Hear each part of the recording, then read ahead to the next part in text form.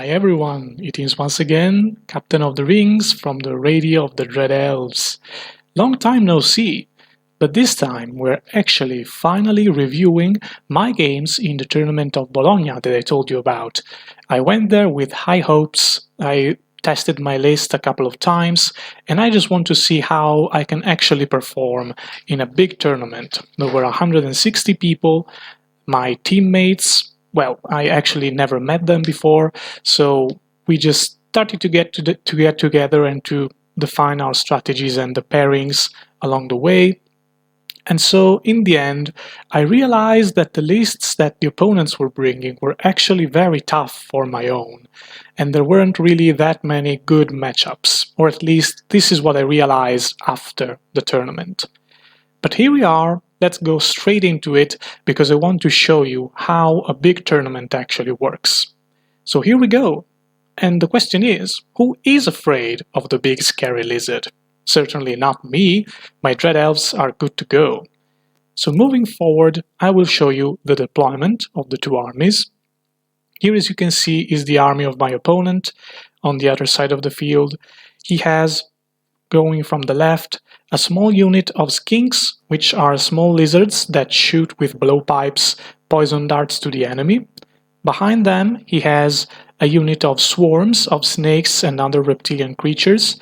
They are not that scary for infantry, but they're quite good against monsters, and that is because they have a huge amount of attacks, and even though they're not very tough, a monster struggles to kill them because they still have a lot of wounds, and usually they're able to soak up the damage and to respond correctly, because they also do have poison.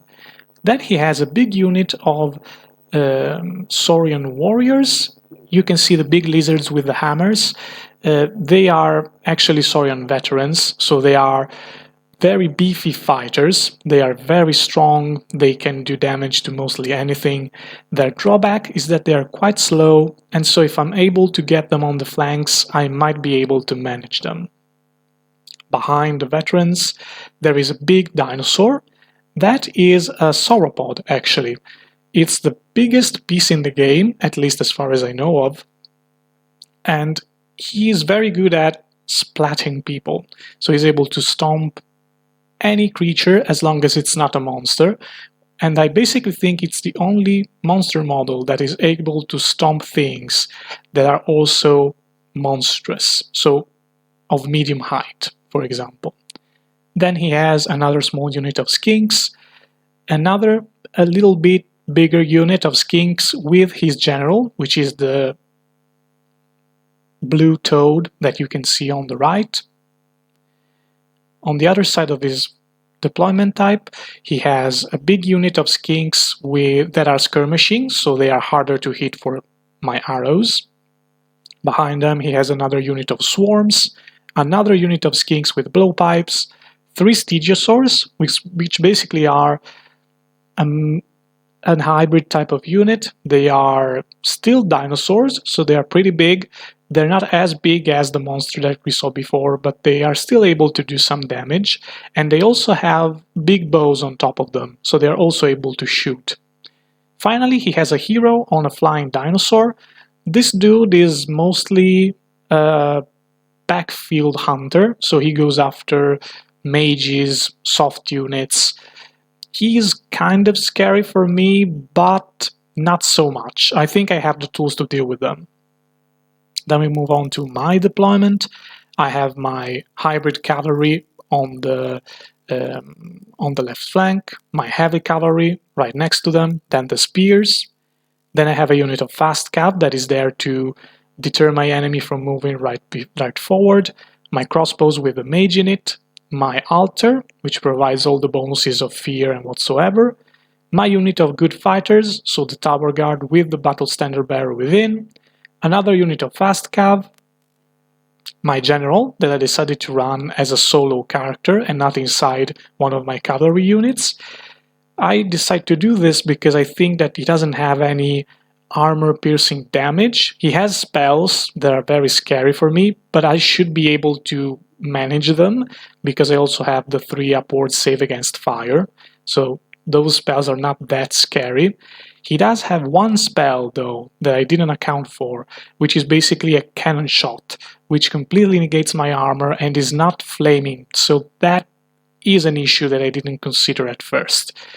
But then again, it's only one spell, and I felt quite sure that I could save my dice for that one. Then I have my big monster, my Leviathan, and the 2 hunting chariots with the harpoon launchers on top. So moving forward, my opponent used 1 unit of skinks as scouts. This means that he's able to push them up to my deployment, so they are very close to my zone, and he wants to go on the flank and stay out of the line of sight of my troops. Now, I actually accounted for this, because as you can see, the unit of fast cavalry that was between the spears and the crossbows used the vanguard move to wheel around and be in a position where they're actually able to charge his unit. This was a little trap that I wanted to try out, and he fell into it. Now I have not a completely easy charge, but it's still a good one for me. And I think that if my riders are able to get into the skinks, they're going to blow through them, and I'm going to save some points right there.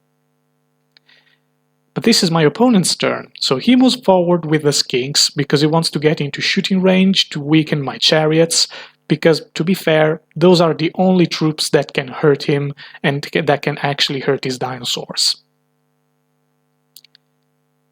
During the magic phase, this is already my movement, but there were little things that he did in his magic phase. He shoots with an alchemy spell my knights, my heavy knights, and is able to kill actually 3 of them. He then shoots a little fireball and kills 2 of my magical knights, and then he starts to weaken my chariots. The one is not quite dead, but I think it took 2 or 3 wounds, so it's going there. Then we go to my turn. As I told you before, I charge with my fast cavalry. He stands and shoots with his skinks and kills 2 of my knights, but I'm able to get the charge and I slaughter them in combat. They break and I chase them off the table, so 1 unit of skinks is gone. Then I say, okay, I have to be aggressive with my cavalry because he's going to shred me with his spells. So I start to move forward with both. In the center, my spears stay put because I'm not really sure that I can take anything. I need to have a better position if I want to go in combat. And basically what I want to do is I want him to come forward in the center and try to use my cavalry to mess up his deployment so that he must actually expose one of the flanks of his troops, and that is going to allow me to have a flank charge. I also want to use my shooting as much as possible, so I put my fast cavalry right in front of his units. If he wants to charge him with the skinks, that is going to be a pretty long combat, because I'm better, even though I have fewer models. So I think I can do something good there.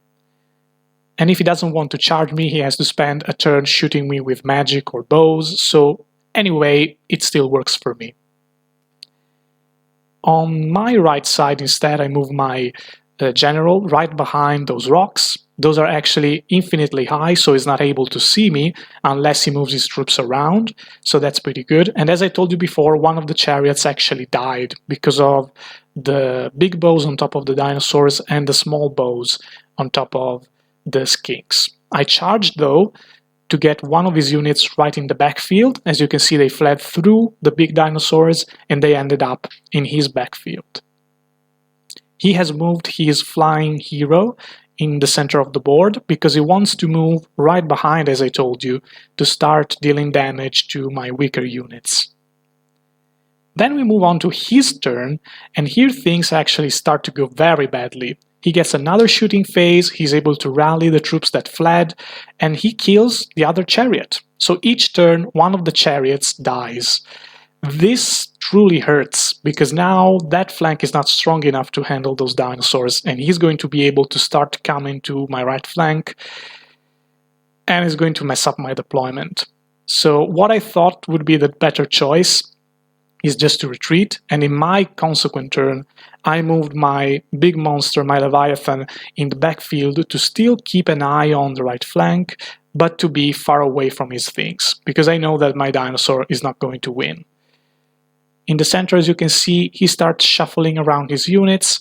he moved forward the swarms of reptiles and snakes, and his big monster is starting to come forward.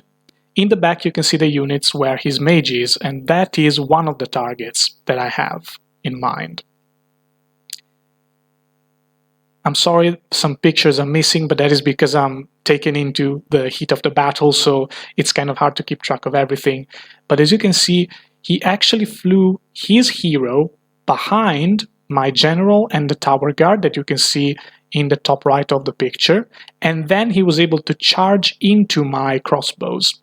I saw this, however, and I thought I'm not really able to save the space. I tried to do it with my Leviathan to just avoid and block him from actually charging, but he measured it up. It was a little dicey, but it's okay. He still had the space. But anyway, just to be sure, I moved my mage on the other side of the unit, and this means that he's not able to target him with his hero. And that is great. It's huge, actually. Another thing that you can see is that his hero has 2 wounds already. That's the blue die that you can see at the bottom of his base. That's because I always cast the hereditary spell of the Dread Elves, which allows me to do damage to the enemy if he does damage to me. He was not very lucky with his saves, and so he already took 2 wounds out of 3. And I also have the spell active, so that means that if it kills some of my crossbows, I'm actually able to do damage with the spell again in close combat. What I'm hoping is that it kills 1 of 2 or 2 of my crossbows, and then I'm able to hit him with the spell and kill him. That would be great. On the rest of the field, he actually killed my heavy cavalry with his spells. That had to happen. I guess that unit was not... In the rest of the tournament you will see it, but I find that this unit of cavalry has some issues. I'm also able to use my fast cavalry to start to run on his flank, just because I want to threaten his mage that he actually moved out of the unit, so that mage is all on its own, which is great for me. I also took some more damage with my magical cavalry, so I just thought, I cannot save them, they're going to die eventually. Might as well try to put them in combat and hope that they don't die. Maybe. It's dicey, it's actually not gonna happen, but I'll try. And then something terrible happens. First, the good thing is that, as you can see, his flying hero is dead. That's because my spell actually works, and I managed to do the last wound with that. He was very disappointed by his hero, but actually I kinda saw it coming, because I do a decent amount of hits and he only has 1 wound left, so at the end of the day, that's what happens. But as you can see, my unit of warriors with the battle standard bearer in it, close to the general, which is the green base that you can see on the top of the picture, fled from the battle because of a panic test. I had to do it. It was a 9% chance of failing, and of course, I failed it. It was a Leadership 10 rerollable test, and I failed it. The thing is, since my Leviathan was right behind the tower guard, they actually had no space to flee safely and stay within the board. Kind of a misplay on my part, but to be fair, I did not see that coming at all. The dice screwed me a little bit here, but that's what happens. A little bit of unlucky times here. Now that my unit is dead, and that was the biggest threat, my opponent gets very, very sure that he's able to do stuff, and that is why he moved his hero out of the unit, his general, his blue toad, and that is why he's also much more bold in moving forward, because at this point I only have the spears that can actually do some damage, and he has a lot of stronger units, at least in both of our opinions. He moves a little bit forward with everything, so he gets a little bit of a better positioning. My general, as you can see on the right, is looking at the center of the battlefield in case he wants to do something. He also did 1 or 2 wounds on him, I guess with the cannonball spell that I told you before. And there it is, he starts going forward. Since my cavalry is completely dead on the left, I decide to use my light cavalry and to bring them back, just in case I need to block something before the combat phase starts.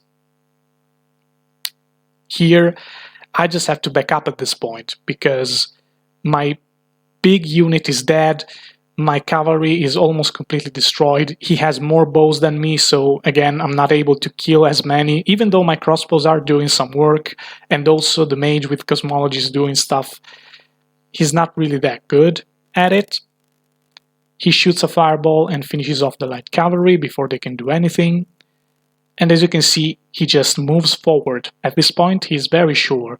However, his blue toad moved back into the cover unit, and that is because I was able to do 4 out of the 5 wounds that the toad has, thanks to the spell that I have. The hereditary spell is definitely the MVP of this game. If I were able to do just 1 more wound, I would have killed his general, I would have shut off his magic phase.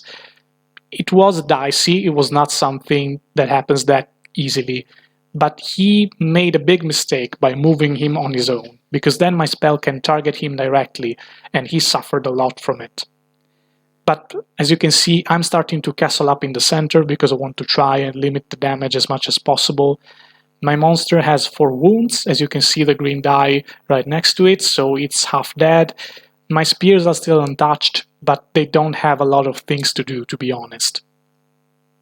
And here my flank is completely exposed, so he just moves forward a little bit. Again, he starts to align things over, and he charges my monster with his swarm unit. This is a terrible matchup for me. Even though he's not going to hit me that well, he still has poison, so he only needs to do 4 wounds because I don't have any protection. The monster has no armor or whatever, so he just needs to roll 6s with the dice, and he has a lot of attacks. He also moves his big scary monster right in front of my units. That's because he knows that my spears are not going to be able to kill it, because it's way too tough and I'm not going to be able to wound him very well. And if I want to charge him with the crossbows, it's just stupid.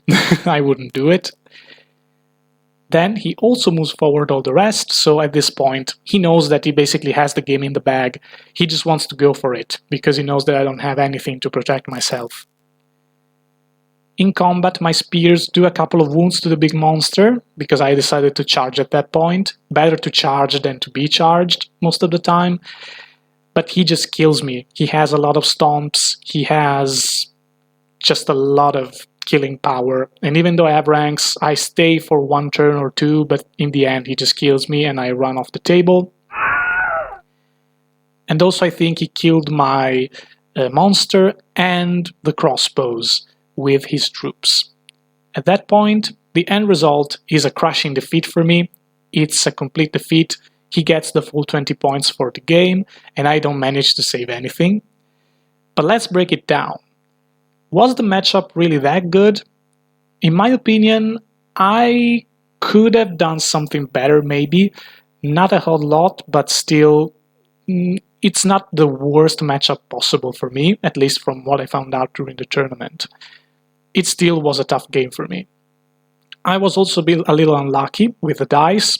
Of course, we refer to my tower guards fleeing right before the battle started.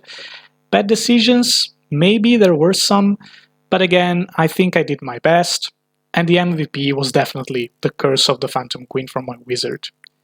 In the next game, I will show you the battle against the Empire that took place the afternoon, so stay tuned and remember, the fight is always there. Let's try to see if I'm able to turn this around.